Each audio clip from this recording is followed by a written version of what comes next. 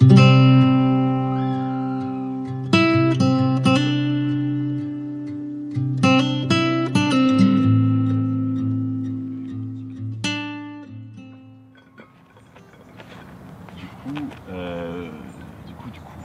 pourquoi on fait se rencontrer le froid, la respiration, les nouveaux récits et le travail avec le corps? Je pense qu'au début c'était pas mal, parce qu'on avait envie de faire un truc ensemble. On n'avait pas forcément réfléchi aux conséquences que pouvait avoir de faire jongler ces trucs-là. Et finalement, moi perso, j'ai trouvé beaucoup de choses. Ah ouais, il y a beaucoup de gains à faire. Hein. Pas grave.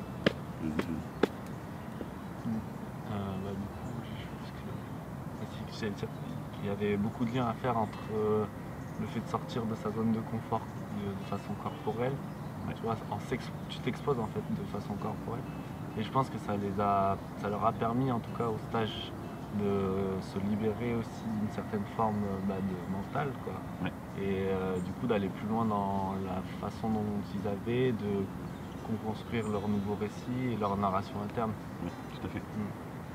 Mais après là on part vraiment du postulat où on est raccord toi et moi sur le fait que le corps et l'esprit sont intimement liés, quoi. Ouais, bien sûr. Ce qui est pas forcément appréhendé de la même façon par tout le monde. Mais en partant de ce constat là, vu que moi je travaille beaucoup sur tout ce qui est sur la portée de nos imaginaires individuels, c'est presque un peu thérapeutique de la lier avec le corps. Ah bah, c'est clair. Et c'est ouf, parce que moi ce que j'adore c'est que quand on doit raconter de nouveaux récits, que ce soit des nouveaux récits pour soi ou pour le monde, on est souvent bloqué parce qu'on est conditionné dans nos croyances, on est conditionné à travers nos biais cognitifs, à travers un nombre de facteurs de fou. Mais j'ai l'impression que le fait d'être dans les montagnes, dans l'inconfort, avec le froid, avec une situation qui est difficile, ça ouvre ces portes de créativité. Peut-être il y a une sécrétion d'hormones, d'endorphines, je sais pas. Mais... Ouais, bah, c'est clair que tu as tous les hormones qui rentrent en jeu aussi quand tu as l'exposition au froid. Enfin, tu vois, quand les gens ils sortent, ils sont complètement euphoriques. Après, ce qui est sympa aussi, c'est, comme tu disais, le contact avec les montagnes. Ouais. Et en fait, les gens ils s'autorisent de prendre 3 jours, enfin 2 jours et demi de pause totale. Et ils viennent pour eux, et en plus on est dans la montagne, donc ça capte pas très bien, on est souvent en rando, donc tu vois, ça déconnecte même aussi du téléphone et tout.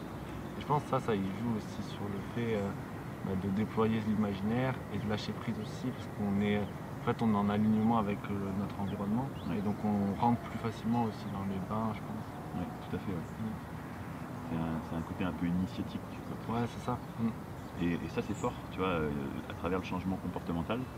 Quand on veut changer nos habitudes, on est toujours freiné par notre quotidien, et le fait de... Enfin, j'en parlais avec un artiste, un sculpteur dans le Vercors, et pour lui, le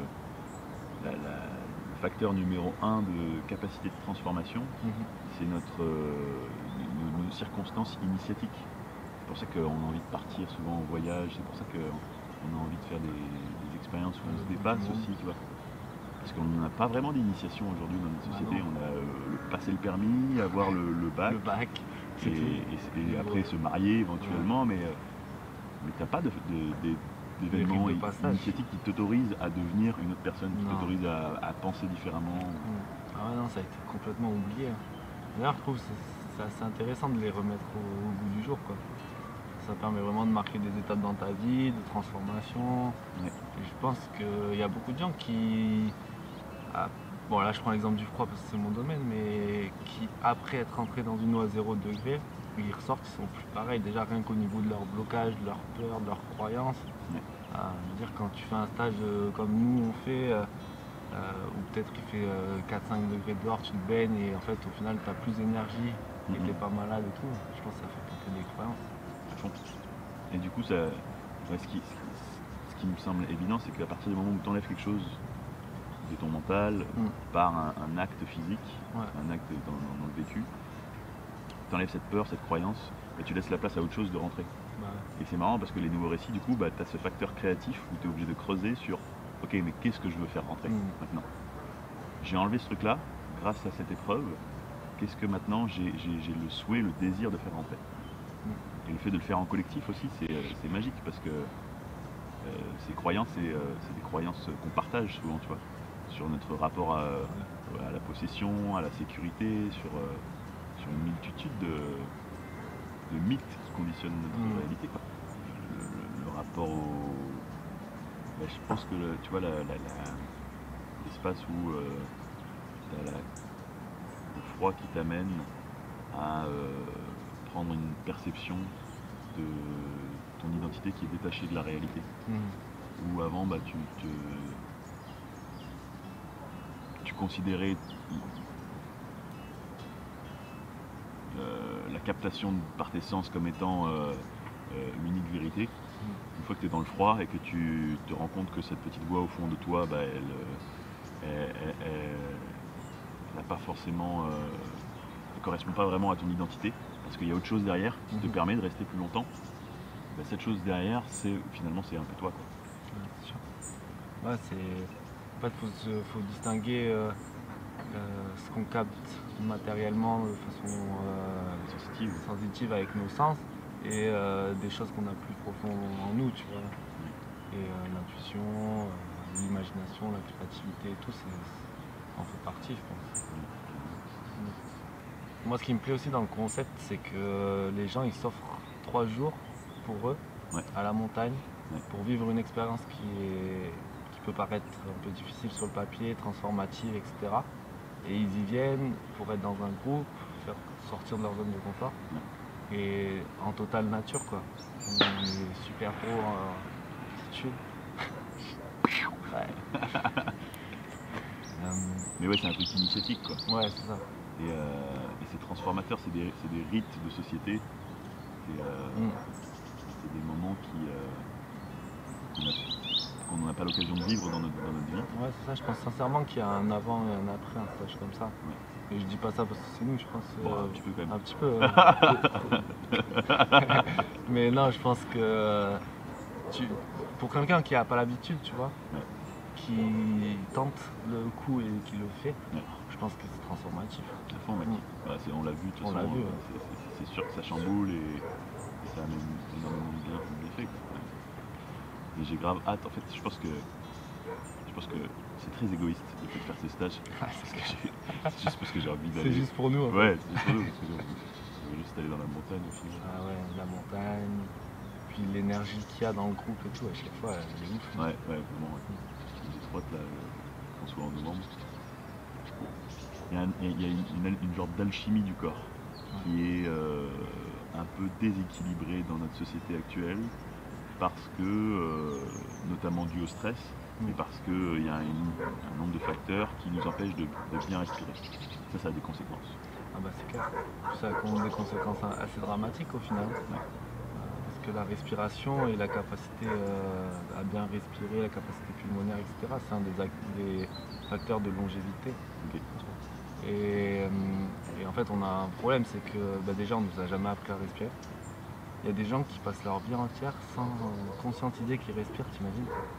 Après, on a tout ce qui est la respiration par la bouche, la respiration thoracique et tout.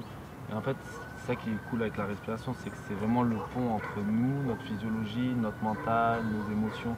C'est la porte d'entrée vers une palette immense, qu'on utilise d'ailleurs pour la Wim Hof, pour les nouveaux récits, pour mettre dans un contexte. Et c'est hyper important à l'heure actuelle de savoir maîtriser sa respiration pour justement appréhender les questions un peu complexes qu'on a à traiter. Et surtout pour être plus heureux, meilleure santé. Les questions de société, tu parles? Ouais. Carrément. Enfin, je veux dire, un truc tout bête, hein, mais tu vois, si on avait appris tous à respirer pour être plus calme, moins nerveux, tu vois, je me dis, dans les embouteillages, peut-être, les gens, ils pourraient être en train de faire des respirations plutôt que de klaxonner, tu vois. Il y a un concept d'homme. Respiration en voiture. Mais c'est clair que, moi, de par mon expérience, je le vois vraiment, quoi. Et c'est marrant parce que c'est vraiment une boîte à outils, quoi. Ah ouais. Tu as une respiration qui va te déclencher un état de calme, une respiration qui va te déclencher un état de, pas d'excitation, mais où tu as plein d'énergie, une respiration qui elle va t'amener en profondeur, dans une méditation. Et vraiment, tu prends ce dont tu as besoin, quoi. Ah ouais, C'est ultra accessible en fait. Ouais, c'est ça. C'est gratuit, c'est disponible direct. T'as vu, la plupart des exercices, ça prend quoi? Ça prend 10 minutes à tout casser. Ouais. Non, c'est clair. En fait, je trouve que c'est vraiment la porte d'entrée pour d'abord gérer son corps et après, ça peut t'ouvrir à des choses beaucoup plus grandes. Tu vois, quand on fait les respirations un peu intenses, qu'on se met en rétention, c'est presque comme si on était plus qu'un corps, quoi. Ouais, complètement. Ouais. Je l'ai calé. Tu l'as calé. Trop bien, mec.